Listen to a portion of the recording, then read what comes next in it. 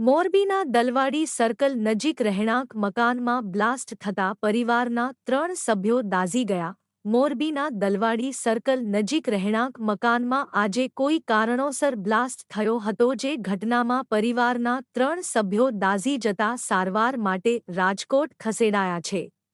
બનાવની મળતી માહિતી મુજબ દલવાડી સર્કલ પાસે આવેલ ઉમા રેસિડેન્સી 2 ના રહેણાંક મકાનમાં બ્લાસ્ટની ઘટના બની હતી, જે બ્લાસ્ટને પગલે ઘરમાં હાજર ક્રિશા કાનજી ગરચર, કાનજીભાઈ મગનભાઈ ગરચર અને વૈશાલીબેન દેવાયતભાઈ ગરચર એમ 3 વ્યક્તિ ગંભીર રીતે દાઝી ગયા હતા, જેથી ઇજાગ્રસ્તોને સારવાર માટે રાજકોટ હોસ્પિટલ ખસેડવામાં આવ્યા છે. જો કે બ્લાસ્ટ ક્યાં કારણોસર થયો તે હાલ સ્પષ્ટ થયું નથી. બનાવને પગલે પોલીસ ટીમ દોડી ગઈ છે અને બનાવની વધુ તપાસ ચલાવી છે.